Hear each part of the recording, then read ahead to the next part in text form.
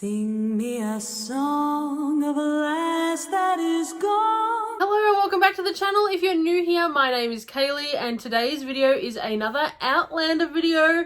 I'm so excited to jump back into normal everyday Outlander content that is, anything and everything about Outlander, and today's video is no exception. Today I want to talk about some characters that we have most certainly read about in books or that have had appearances in the books that have not made it to our beloved TV series. Now, this video is certainly not going to cover every single character because, as we know, if you're a book reader, there are a lot of characters in these amazing books. I mean, look at how thick the books are compared to the TV series. We know that not everybody is going to make the cut, but these are just some of the ones that I particularly noticed have never made it to the screen, or they have made it as a voice but not actually seen.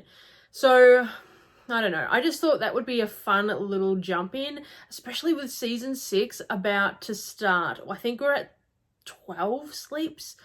I mean, I'm so excited. I cannot wait for season 6. It's going to be amazing. Some of the characters that I am going to talk about definitely will not be making it into the series because we're well past that plot point or that part of Outlander, or some of these are from season 1 or book 1, 2, etc. But there are a couple that may still have a chance at jumping into the TV series, but I don't personally think that they will. So the very first character I want to talk about is way back when in book 1/season 1.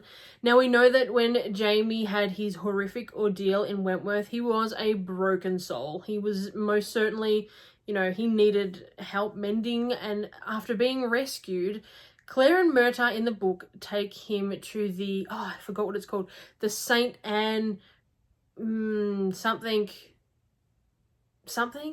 Oh, brain has gone. If you remember what it's called, please put it in the comments down below. And that's where Alexander Fraser is, who is Jamie's uncle. He's an abbot at this church. In the book, he performs the sacrament of anointing for Jamie, and he also is the key person that tells Jamie about going and talking to Bonnie Prince Charlie, and sort of starts the steamrolling effect of that whole storyline. But he just does not appear in the TV series at all. In comparison to what happened in the book, we know that in the TV series, Jamie and Claire go to a church in Scotland and they're helped by Father Ainsley or Anselm. I can't remember his name either, but it's a totally different character that was not in the books, and it's it's not completely different. He does, a church, but Scotland, not France, and, the connection of family isn't there.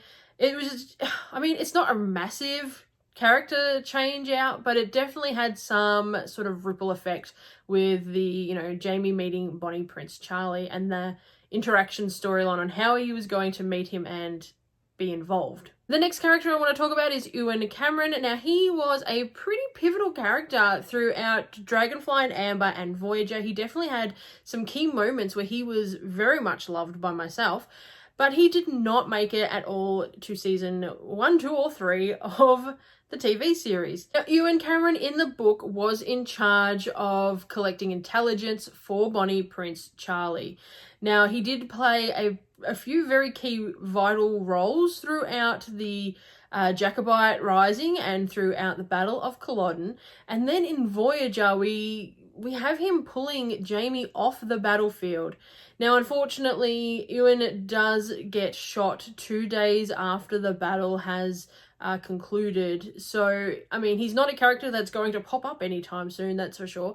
But he definitely, he literally pulled Jamie from the battlefield. And I thought that might, I guess once he wasn't there at the start with Bonnie Prince Charlie, and he wasn't, in that section of, these are all my intelligent officers, and these are, I should have known he was never going to make it, but he definitely, I was a little bit shocked by this one. I was a little bit shocked that he didn't make it in. Additionally, in the books, 20 years later, we discover that he was actually Margaret Campbell's lover.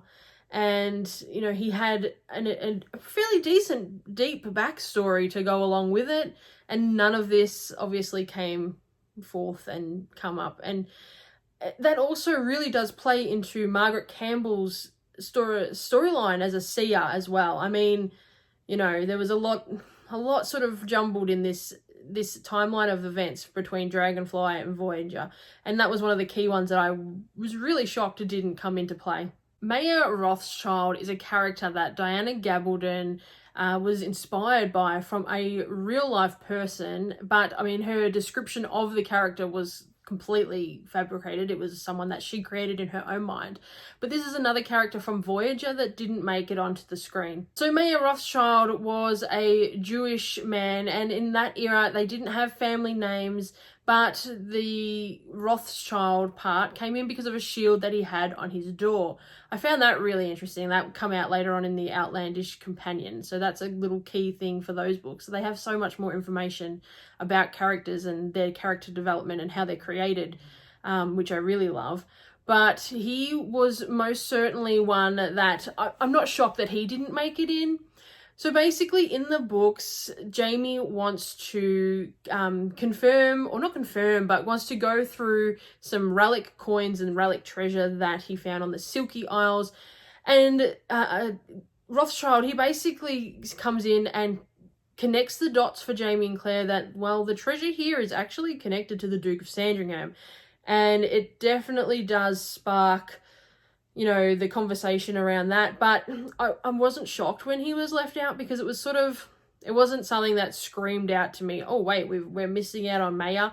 What happened to him? It didn't really bother me that he was missing, but it was a nice little one that I wanted to throw in. The next character I want to talk about was jumping forward a few books, and her name was Pollyanne, and she was from Drums of Autumn. Now, when Jamie and Claire first arrive to Riverrun, they discover a dying woman, and they discover that it was actually Pollyanne who had been charged, or was about to be charged with her murder, because the dying woman does die.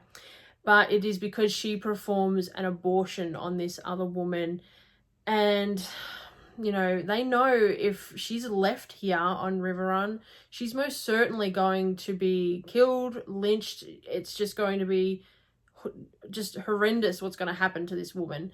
So they decide to send her away to the, I can't remember, but they send her away and they help her escape. And it wasn't just Claire and Jamie, it was also young Ian and Quincy John Myers who helped with that as well. And I thought, oh, I was a little bit shocked that they didn't include that one, because it was especially into the story of Claire not allowing, you know, slaves and helping them and going against the grain with Riverrun. I thought they would include it, but when they didn't, I was a little bit like, oh, okay, we're skipping this bit.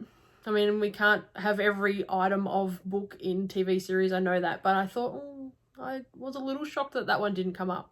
Another character from Drums of Autumn who was not included in the TV series was Pedra's mum, Betty. Now, the backstory for Betty was that she was actually attacked and raped by Jocasta's husband at the time, Hector. And obviously that's how Pedra came into it. And, you know, Betty just was completely wiped from the TV series, which one that shocked me. I didn't think that, she just got excluded, and we didn't get to realize the connection of Hector raping Betty, and we didn't there was just so many little moments in this that didn't play out that really shocked me, because you did get a lot of character understanding about Hector. Then when we jump to the Fiery Cross, obviously she's not in the series, so we don't also have her death scene, but it was pretty important in the books. So Lieutenant Wolf attempted to kill Duncan by poisoning him, but unfortunately Betty drank the poison instead, and obviously she died. I mean, they clearly didn't need that to happen in the series when she wasn't introduced in Drums of Autumn, but it was a key little point through her character development and her ending that I thought you would love to know. Ishmael is the next character in Voyager who got the chop. Now, he was one of the pirates who attacked the Artemis, but it wasn't really by choice. He was a slave on the pirate ship. Now, when Jamie and his men did capture him, he does help Jamie a lot, and it goes through lots of key information in the book. It was actually Ishmael who told Jamie and Claire that young Ian was with Galus Abernathy at that point on the island, and that he used to be a cook for her and would help make this zombie poison that would help, or not help, but would force the slaves to sleep. He was a very key character in actually finding young Ian in the book, and it blew my mind when he was not introduced in some way, shape or form to the TV series. Now, obviously some honourable mentions need to go for some very big characters that have not made it from the written word to the big screen, and that has been the bugs. Now, in the books, we know that the bugs are very vital, but we don't know if I personally don't know if they're going to make an appearance in the upcoming season. I think it's going to be very interesting to see what happens, and if they are introduced into the next season, I will most certainly have a lot to say about them. I personally don't think they're going to pop up, but we'll see. Time will tell. It's not long now. It's only like 12 days. So I'm very, very excited to see how it plays out. Now, obviously, that was most certainly not a full list of characters who did not make it from book to TV. So I would love to know what characters you missed the most that didn't make it to the TV seasons. There are some characters that only had very, really tiny interactions in the books, but really, you know, some people absolutely love that. They love the little quims of characters that come along, and, you know, Jamie and Claire have met a lot of people in their lifetime who haven't made it to the TV seasons, and I'd love to know who in particular you missed or you noticed was given the chop. I really hope you've enjoyed today's video. As I said, it's not long to go before we start the season 6 recaps, which I'm very excited about. I will be uploading a new Outlander video every single week, in addition to the Go Tell the Bees book series, which we are also doing one day every single week. So if you haven't checked that out and you're interested in what's happening in the books, go and check out that playlist series. It's so much fun in the comment section talking about the book. If you haven't yet hit that subscribe button, please consider doing so. It really does help the channel grow. Have a great day, and I'll see you in the next video. Bye! Sing me a song of a lass that is gone.